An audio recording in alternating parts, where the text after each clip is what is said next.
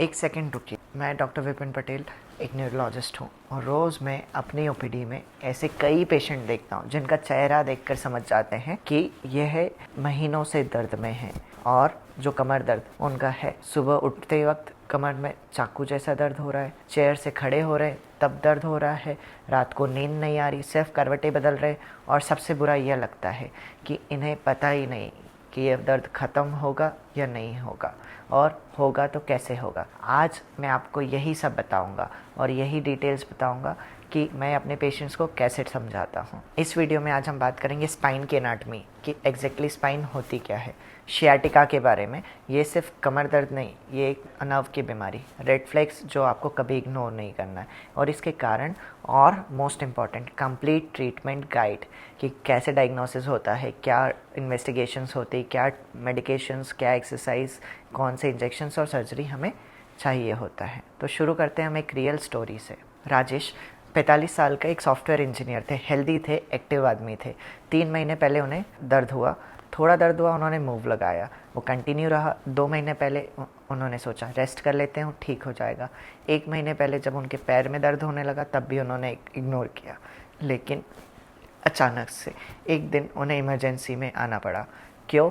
क्योंकि उनका right foot completely drop हो गया था, पाँव लिफ्ट नहीं कर पा रहे थे, स्लिपर्स खिसट रहे थे। इमरजेंसी में हमने MRI किया और पता चला severe nerve compression at L5। Emergency surgery करना पड़ी। और बाद में जब वो मुझसे मिले, उन्होंने कहा डॉक्टर अगर 3 महीने पहले आपके पास आ जाता तो शायद यहाँ तक नहीं पहुँचते। और यह बात मुझे आज भी याद है। तो चलो डिस्कस करते हैं सेकंड पेशेंट के बारे में। सुनीता जी जो 52 साल की होम मेकर थी, 6 महीने से कमर दर्द था। घर वालों ने बोला उम्र के साथ है, कमज़ोरी है, कैल्शियम खा लो और आराम करो। 6 महीने तक परेशान थे, उसके बाद वो हमारे पास आए तो 2 चीज़ हमने नोटिस करी जो नॉर्मल बैक पेन से कहीं अलग थी। पहली, रात को दर्द ज़्यादा होना, लेट जाने पर भी रिलीफ नहीं होना। और दूसरी, वेट लॉस हो रहा, बिना किसी डाइट के 5 से 6 किलो कम हो जाना। मैं क्लियरली कहना चाहता हूँ, ये ऑर्डिनरी मैकेनिकल बैक पेन नहीं है, ये रेड फ्लैग्स है। हमने इन्वेस्टिगेशन कराई और पता चला वर्टिब्रा में कंप्रेशन फ्रैक्चर है, सीवियर ऑस्टियोपोरोसिस। सही डायग्नोसिस हुआ, सही ट्रीटमेंट हुआ, आज वो 80% बेटर है। बट उन्हें सिर्फ पेन किलर्स से नहीं, प्रॉपर डायग्नोसिस और प्रॉपर मैनेजमेंट से बचाया गया। थर्ड पेशेंट जो एक विक्रम थे, 35 ईयर्स के थे, फिटनेस एंथुजियास्ट थे, जिम में डेडलिफ्ट करते थे बट गलत तरह से।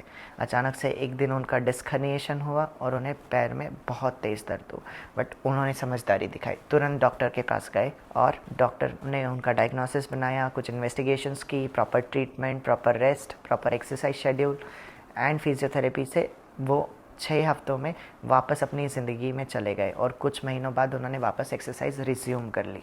3 पेशेंट, तीनों के अलग आउटकम। राजेश ने वेट किया तो सर्जरी करानी पड़ी, सुनीता के रेड फ्लैग्स मिस हुए तो डायग्नोसिस में डिले हुआ, और विक्रम ने सही वक्त पे सही स्टेप लिया, इसीलिए कंप्लीट और जल्दी रिकवरी। फ़र्क सिर्फ इतना है, नॉलेज की कमी। आज वही नॉलेज मैं आपको देने वाला हूँ ताकि आप भी सही समय पर सही स्टेप ले सके। तो चलो जानते हैं इस वीडियो के ज़रिए। सबसे पहला, स्पाइन एनाटमी। जब आप समझोगे कि अंदर क्या हो रहा है तभी तो आप ट्रीटमेंट समझ पाओगे। तो स्पाइन में 33 वर्टिब्रास होते हैं, एक के ऊपर एक जमी होती ईंट की तरह, बट ये रिजिड नहीं होती, ये फ्लेक्सिबल होती है और डायनामिक होती है, इनमें मूवमेंट होता है। और हर वर्टिब्रा के बीच में एक डिस्क होती है। डिस्क का स्ट्रक्चर 2 पार्ट्स में होता है, एक बाहर का जो शेल होता है एन्युलस फाइब्रोसिस, वो टफ होता है एक टायर की तरह, और अंदर जेल होता है टायर में भरी हुई हवा की तरह। यह डिस्क काम कैसे करती है? एज अ शॉक एब्जॉर्बर काम करती है। ये स्पेस देती है दोनों वर्टिब्रा को ताकि वर्टिब्रा के बीच में नसें निकल सके और मूवमेंट में हेल्प करती है। अब डिस्क को होता क्या क्या है? डिस्क को न्यूट्रिशन किसी खून की नस से नहीं मिलता। बेसिकली जितना मूवमेंट होता है उसी से फ्लूइड का सर्कुलेशन होता है और उसी से उसको न्यूट्रिशन मिलता है। एज के साथ जो डिस्क की आउटर कवरिंग है वो थोड़ी टफ हो जाती है और वीक हो जाती है, और अनवांटेड जर्क और उससे वो ब्रेक भी हो सकती है। जब यह रिंग टीयर करती है तो न्यूक्लियस पल्पोसिस जो जेल है वो बाहर निकल जाता है और यह डिस्क हर्निएशन की बीमारी बनती है। अब हर्निएशन की कुछ स्टेजेस होती है। पहला होता है बल्ज, जिसमें थोड़ा सा डिस्क बाहर होता है। सेकेंड होता है प्रोट्रूशन, जेल बाहर आता है बट डिटैच नहीं होता है। एक्सट्रूशन, जेल बाहर आता है और टीयर भी होता है। और लास्ट इज सेक्वेस्ट्रेशन, जिसमें जेल बाहर आके मेन डिस्क से दूर चले जाता है। नर्व रूट्स और उनके मैप्स के बारे में भी हम कुछ डिस्कस कर लेते हैं। बेसिकली लंबर स्पाइन से बहुत सारी नर्व्स निकलती है। हर एक नर्व का एक स्पेसिफिक एरिया होता है कि पैर में किस हिस्से में कौन सी नर्व सप्लाई करती, वही हमें मदद करती है। फॉर एग्जांपल L1 जो नर्व रूट रहती है वो इनर थाइज में ऊपर पार्ट में करती है, मिड थाई में अंदर की तरफ L2, देन लोअर थाई अंदर की तरफ L3। लेग्स में भी ऐसा डिस्ट्रीब्यूशन अलग अलग होता है। पीछे L5 नर्व सप्लाई करती, थाइज के पीछे, लेग्स के पीछे। फुट में S1 नर्व भी सप्लाई करती है। तो हर एक नर्व का अलग अलग नर्व सप्लाई होता है, अलग अलग मांसपेशियों को और अलग अलग मूवमेंट के लिए रिस्पॉन्सिबल होती है। यह इम्पॉर्टेंट एज अ डॉक्टर होता है क्योंकि इसी से हम डिटरमाइन कर पाते हैं कि नर्व कौन सी दब रही है और कहाँ दब रही है। Then comes the sciatic nerve. जी, शियाटिक नर्व बॉडी की सबसे बड़ी नर्व है, जो थिकनेस ऑलमोस्ट आपके अंगूठे जितनी होती है और लेंथ आपकी कमर से लेकर पैर तक होती है। और एक बड़े पैर की तरह, जिसका ट्रंक ऊपर कमर में होता है और पूरे पैर में अपनी ब्रांचेस देती है। इसके फंक्शंस क्या होते हैं? ये पैर में सेंसेशन सप्लाई करती है। पैर में temperature sensation, pain, touch, joint position सारे सप्लाई इन्हीं से होता है और इन्हीं से बहुत सारी मसल सप्लाई करती है जिससे मूवमेंट पॉसिबल है। जब यह शियाटिक नर्व का कंप्रेशन या किसी तरह से दबाव होता है तो उसे शियाटिका कहा जाता है। तो आइए अब समझते हैं हम शियाटिक नर्व के कारण शियाटिका जो होता है वो होता क्या है। शियाटिका एक बहुत कॉमन टर्म है जो अननेसेसरली सब जगह यूज़ होता है। शियाटिका कोई ऑर्डिनरी बैक पेन नहीं है, उसमें एक शियाटिक नर्व की पैथोलॉजी है। शियाटिक नर्व जो आपकी ट्रैवल करती है कमर से बटक्स में, बटक्स से पीछे थाइज़ में और थाइज़ में से नीचे पीछे की तरफ लेग में और पंजों तक। इसका जो दर्द होता है बिजली के झटके की तरह डिस्क्राइब होता है या फिर अंदर से करंट लगना होता है, जैसे गर्म तार पैर में घुसा दिया हो, कभी कभी बर्निंग या जलन या टिंगलिंग सेंसेशन। इस दर्द के जो ट्रिगर्स होते हैं वो क्या क्या होते हैं? ट्रिगर्स में आते हैं सिटिंग से ख़राब होना, स्पेशली कार में, हार्ड चेयर पे। जब डिस्क में प्रेशर बढ़ता है तो यह दर्द बढ़ता है। कफिंग से, चीखने से, स्ट्रेन देने से, वज़न उठाने से, ये सडनली शूटिंग पेन होना, आगे झुकने से वर्स होना, लेटने से कुछ रिलीफ बट हमेशा नहीं। यह फ़र्क समझना डायग्नोसिस के लिए बहुत ज़रूरी है। अब बाकी नर्व्स के डिस्ट्रीब्यूशन में भी बहुत फ़र्क होता है। जैसे मैं बता रहा था कि हर एक नर्व का अलग अलग डिस्ट्रीब्यूशन होता है। यह पैटर्न एग्जामिनेशन रूम में डिस्क लेवल का अंदाज़ा लगाने में बहुत मदद करता है। अब शियाटिका नर्व के कॉजेज़ क्या क्या है? शियाटिका नर्व के कॉज सिर्फ डिस्क नहीं होती।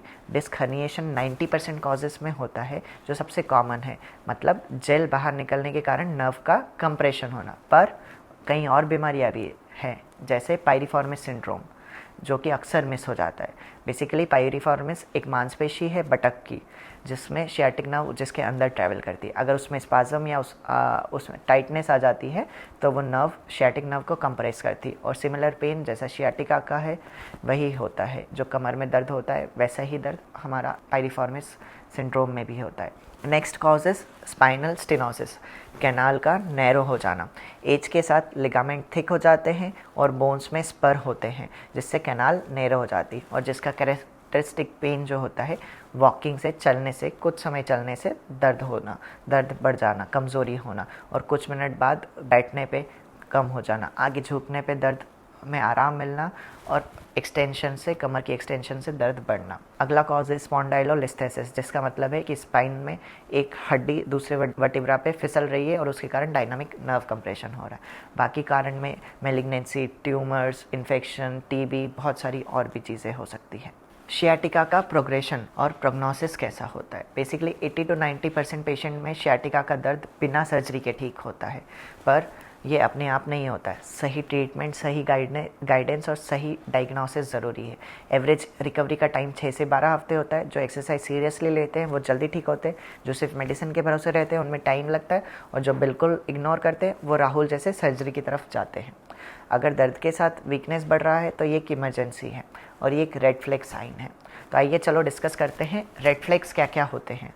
इस सेक्शन में सबसे नॉलेजेबल बातें जो आपको पता होना चाहिए वो हम बताएंगे कि रेड फ्लैग्स क्या होते हैं, मतलब जो सिम्टम्स जिन्हें आपको बिल्कुल इग्नोर नहीं करना है और तुरंत अपने न्यूरोलॉजिस्ट से कंसल्ट करना है। पहली बीमारी कॉर्डा इक्वाइना सिंड्रोम, जो कि एक एब्सोलूट इमरजेंसी है, जो सिर्फ 48 घंटे की मोहलत देता है। कॉर्डा इक्वाइना बेसिकली नसों का गुच्छा होता है जो हमारे स्पाइनल कॉर्ड से निकलता है। अगर उसमें दबाव है तो वो आपके ब्लैडर, आपके बावल और आपके सेक्सुअल फंक्शन को इम्पेयर कर सकता है। मतलब आप अगर पेशाब रोकना चाह रहे, रुक नहीं रही, या करना चाह रहे, कर नहीं पा रहे। सिमिलरली मोशन करना चाह रहे, हो नहीं रहा है, या रोकना चाह रहे, रुक नहीं रहा, और सेक्सुअल फंक्शन भी ख़राब हो गया। ये सारे कॉजेज़ एक्यूट हो सकते हैं। इसके जो वार्निंग साइंस है वो कैसे होता है? सैडल एरिया में नंबनेस होना, मतलब थाइस के इनर पोर्शन में, ग्रोइन एरिया में, वो बेसिकली वो एरिया जो आप किसी सीट पे बैठते हैं और वो टच में होता है।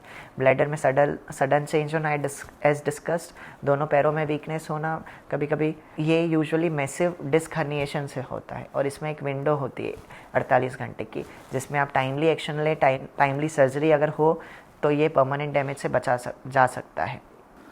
मेरा मैसेज एक न्यूरोलॉजिस्ट होने के नाते, अगर आप या आपको किसी को भी यह सिम्टम्स मिले तो कोई घर का नुस्खा ना अपनाएं, सीधे डायरेक्टली इमरजेंसी में पहुँचें। यह वो कंडीशन है जहाँ लिटरली मिनट्स इंपॉर्टेंट होते हैं।